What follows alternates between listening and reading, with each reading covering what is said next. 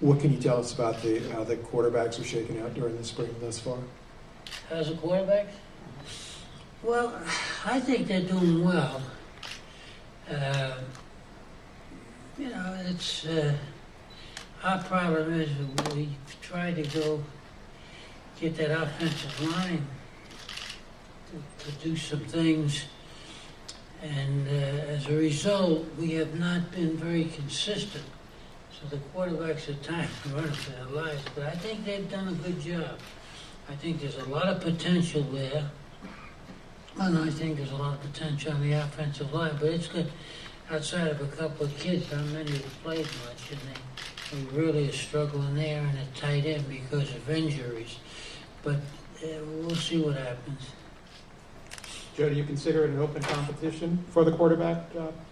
Yeah, I think there's competition. I think there's 3 or 4 kids there, maybe 4, all of whom can go.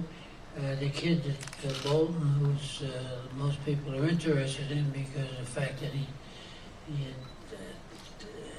was on the verge of leaving, I think has had a really good spring so far, as has Mac. So I think those 2 are a little bit ahead of the other group, and those 2 would be nip and tuck right now. I'm not sure which one's a better one right now, or playing better. And then we have a couple other kids I think are going to be good.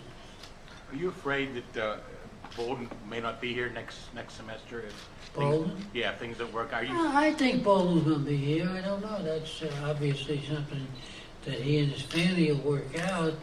I'm certain that'll be easy to. I don't want to let him go. I think he's a good prospect.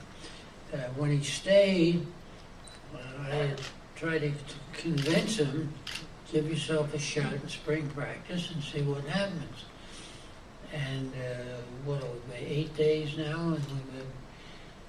And he's done well. He's been a good leader out there. He's had some enthusiasm. Looks like he's having some fun. So I'm got my fingers crossed there. How much have you talked to him, Joe, about the situation since back in January, or are you waiting till the end of spring to tackle it? I have not talked to him at all about it. I'm assuming he's coming back, and if he doesn't, then he doesn't. Whatever's best for him. But we'll talk. I hope we will talk if he would decide to make any kind of a decision that would be take him away from our program, because I think he can be a real asset, and I think we're a good program for him. On quarterback, do you want to stretch us out through next fall, or do you want to have a depth chart ready by the end of the spring, or in terms of 1, 2, 3 a quarterback? The quarterback? No. I'd like to have 2. I don't know whether you want 3, but I think I'd like to have 2 in case somebody goes down.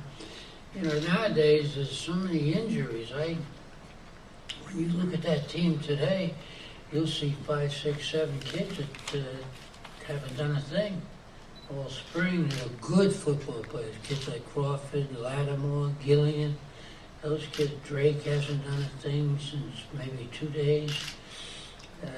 So we've got a whole mess of kids get hurt. So I think you would be very, very nervous about going into the season with maybe even with 2 quarterbacks. The pros need 2 and 3. I'm sure that we're in a situation where we certainly need 2. I hope, and I'd like to have 3.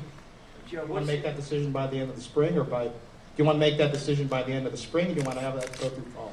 Well, I don't know whether we can make it by the end of the spring. I think we can honestly say, hey, you're going to be competitive to the ones that we think are going to be competitive. I think we can honestly make that statement.